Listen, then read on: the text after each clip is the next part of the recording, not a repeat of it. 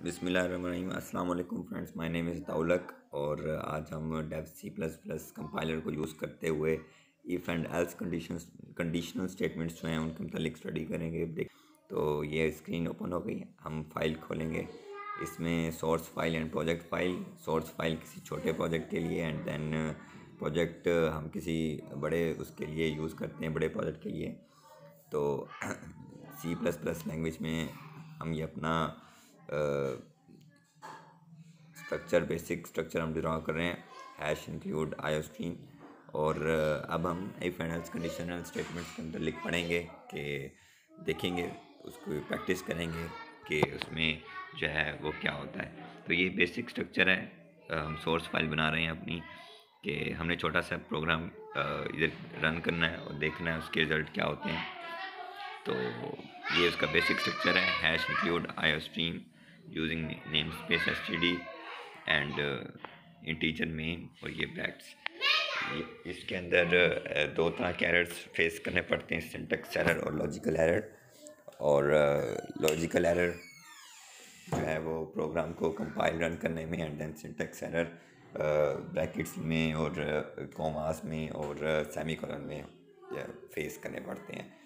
तो हम यूज़र से हमारा प्रोग्राम ये है कि हम यूज़र से जो है ना एज ले रहे हैं। हमने इंटीजर को एज लिखा और उसके बाद हम उसकी एक कंडीशनल स्टेटमेंट के तहत एक पर्टिकुलर एज लगा के हम चेक करेंगे कि आया यूज़र की एज करेक्ट है या नहीं है। तो ये हम सी आउट प्रिंट आउट कर रहे हैं, प्लीज़ एंटर दी एज। ये दोनों तरीके से हो सकता है कि हम उसे एज ले भी एज खुद भी मेंशन कर सकते हैं फिक्स, लेकिन दूसरा तरीका ये भी है कि हम यूज़र से भी जो है ना वो चीज़ हम ले सकते हैं। तो हम यूज़र से लेना चाह रहे हैं, तो सी आउट प्रिंट आउट निकल आया है, जिसमें हम लिख रहे हैं प्लीज़ एंटर दी एज। जिसमें हम यूज़र को कहेंगे कि वो अपनी एज पुट करेगा एंड देन हम उससे चेक करेंगे कि आया कि वो उसकी एज करेक्ट है या करेक्ट नहीं है। यही हमारा छोटा सा प्रोग्राम है if and else conditional statements के मुतालिक। तो एंडलाइन कर दिया हमने। एंडलाइन करने से होता है कि आपकी एक एक चीज़ हर सेंटेंस जो है ना वो कम्प्लीटली तौर पे क्लियर हो जाता है। एंड सी इन हम इसमें एज लिखेंगे। जो इंटीजर हम ऊपर कॉल करेंगे उसे नीचे सी इन में भी लिखना ज़रूरी होता है। और एक और बात ये भी कि C plus plus language is a case sensitive language, कि हमें एक एक वर्ड का ख्याल रखना होता है कि कहाँ कैपिटल आना है, कहाँ स्मॉल आना है, वरना प्रोग्राम प्रॉपरली रन नहीं होता। अब हम इसके बाद ये इफ एंड एल्स की कंडीशन लगाने जा रहे हैं। हम कंडीशन लगाते हैं कि अगर यूज़र की एज क्या करें, 30 कर लेते हैं हम, कि अगर यूज़र की एज 30 है तो वो करेक्ट है उसकी एज, और अगर ऐसा नहीं है तो उसकी एज करेक्ट नहीं है। तो आप कोई भी इसमें यूज़ कर सकते हैं, greater than, less than, less than is equal to, greater than is equal to, कोई भी आप कर सकते हैं। तो हम इसको एक सैम्पल के तौर पे कर रहे हैं। और अब हम इफ़ कंडीशन लगा रहे हैं कि अगर ऐसा है तो ऐसा कर दो। तो ये हम ऊपर से कॉपी पेस्ट कर लेते हैं नीचे की तरफ, ये जिससे हमें थोड़ा आसानी होगी। और नीचे हम सी आउट के अंदर लिखेंगे कि the age entered is correct. तो ये हमने कॉपी पेस्ट इधर कर लिया। कॉपी पेस्ट करने के बाद हम इसमें थोड़ी एडिटिंग करेंगे कि हम इसके जो इन्वर्टेड कोमास के अंदर जो प्लीज़ एंटर दी एज लिखा है, मैं इसको क्रॉस करके इधर लिख देता हूँ, the age entered is correct. तो ये इफ़ कंडीशन है। अगर लेट्स सपोज कि हम ये इफ़ कंडीशन ही देते हैं और एल्स कंडीशन नहीं देते, तो सिर्फ जितनी इंस्ट्रक्शंस हमने उसे दी हैं वो सिर्फ उतनी ही को फॉलो करेगा। अगर हम जस्ट ओनली ये करते हैं तो हाँ वो 30 को तो डिफ़ाइन करेगा कि एज करेक्ट है, लेकिन जब तक एल्स कंडीशन नहीं लगाएंगे उस वक्त तक ये कंडीशनल स्टेटमेंट भी कंप्लीट नहीं होगी एंड देन कंप्यूटर भी हमें जो है वो प्रॉपर रिज़ल्ट नहीं देगा, बल्कि कोई रिज़ल्ट नहीं देगा।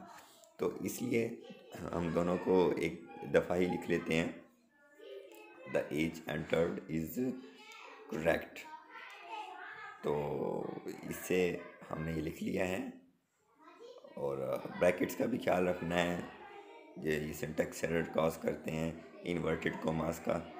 तो अब हमने इफ़ एंड एल्स कंडीशन जो थी वो उसे कंप्लीट करने जा रहे हैं कि अगर अगर पहली कंडीशन ट्रू है तो वेल एंड गुड, अगर नहीं है तो फिर एल्स की कंडीशन को देखा जाएगा कि उस वहाँ पे क्या कहा गया है। तो हम इधर एल्स की कंडीशन में लिख लेते हैं, सी आउट के अंदर ऊपर कॉपी पेस्ट कर लेते हैं। जस्ट ओनली हमने नोट का इजाफा करना है, ये हम कॉपी पेस्ट कर रहे हैं और हमने इसको इसके अंदर जस्ट ओनली नोट का इजाफा करना है। The age entered is not correct. तो हम इसको जो है वो क्या कहते हैं, ये हम लिख रहे हैं, ये हमने कॉपी पेस्ट कर लिया है इसका। एंड लाइन हम इसलिए करते हैं कि उस स्टेटमेंट को फिनिश करने के लिए कि हम उस स्टेटमेंट को जो है फिनिश करके एक प्रॉपर वे में हमारा प्रोग्राम रन हो। अब इस प्रोग्राम को फाइल सेव करना भी बहुत ज़रूरी है, ये सोर्स फाइल को, बिकॉज जब तक हम इसको सेव नहीं करेंगे उस वक्त तक ये प्रोग्राम रन नहीं होगा। तो हम इसको इफ एंड एल्स के नाम से इसको सेव कर लेते हैं कि जिसकी वजह से अब हम इसको F11 से हम इसको रन करेंगे तो वो पूछ रहा है कि enter please enter the age. तो हमने अपनी एज लिखी 30, तो उसने कहा कि the age entered is correct. Definitely हमारी पहली कंडीशन ट्रू हो गई, तो उसने उस चीज़ को कहा कि आपकी पहली कंडीशन ट्रू है। एंड लेट्स सपोज कि हम कोई और एज यहाँ पे सॉरी इसको हम दोबारा रन करते हैं एंड यहाँ पर हम कोई लेट्स सपोज कोई और एज हम जो है पुट करते हैं 40। तो अब हमारी ये सेकंड कंडीशन को फॉलो करेगा, the age entered is not correct, because हमने इफ़ कंडीशन के अंदर एज को 20 के इज़ इक्वल टू रखा था।